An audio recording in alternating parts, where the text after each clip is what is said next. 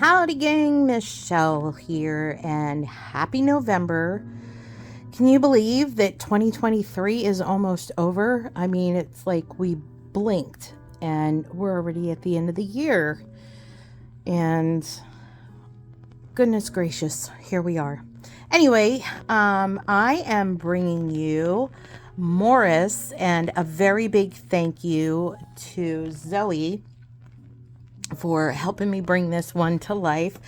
Becca has been pretty overwhelmed with work, and I just gave her a break because I know that she's been super busy and I didn't want to overwhelm her very much with helping me out with patterns and stuff like that. And Zoe was awesome enough to stand up and say, I would love to help you out. And she did that and then some. She did 3 hats in this pattern, which totally blew me away. She did 3 variations in 3 different colors in 3 different loom sizes so that you guys can see.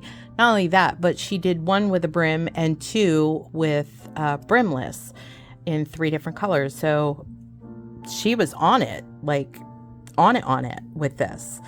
And so that's what we're bringing you today. And the one that I am giving you guys the measurements on is the ones that she did in a 3/8 loom and a 72 peg, 3/8 gauge and a 72 peg loom.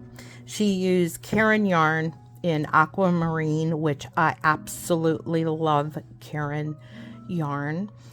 Simply Soft is my favorite when it comes to worsted yarn. Just love how it just glides through your fingers. And this one is in multiples of 4. You can do a flat panel. It works up perfectly either way.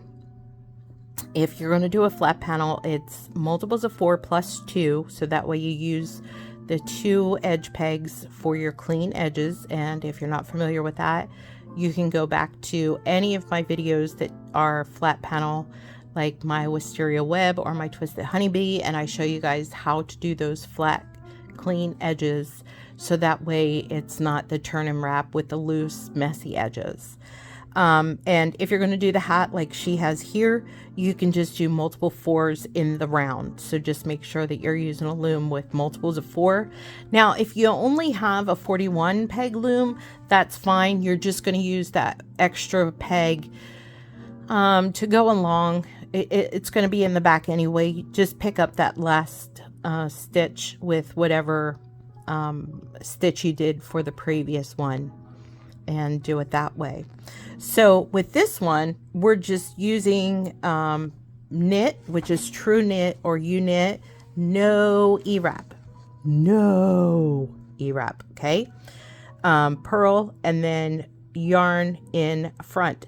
Now, if you're not familiar with yarn in front, which I'm sure many of you are, but just in case we have some new people here, I have in the link above, it will take you to my linen stitch video and show you how to do the yarn in front.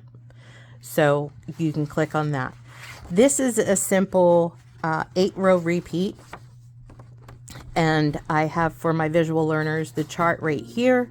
And then also the row by row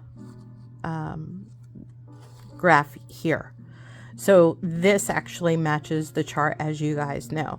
So once you get it all complete, and remember, you don't really go by rows for length, you go by inches for length. And for hats, because I noticed this has been a question for some newbies that have been coming into the group, so if I have any newbies here in my Patreon, first of all, thank you very much for joining. We really appreciate you. But second of all, hats for adults usually go about 8.5 to 9 inches, unless you're doing a longer one. Some people like slouchy hats. Slouchy hats are around 9.5 to 10 inches, sometimes a little bit longer if they're if they have really long hair and they like them really slouchy. So once you get it to the length that you want, you're going to use my 4 peg decrease and then just bind it off that way. You can add a palm to it, or you can just bind it off and be done with it completely. So there you go, guys. It is a lovely hat. It works up really quick, obviously, as you can see with what Zoe did here. And that's it. So if you guys have any questions, feel free to shoot me a message, and I'm always available to help you guys out. And there you go. So happy looming, gang, and welcome to November. Happy looming. Bye.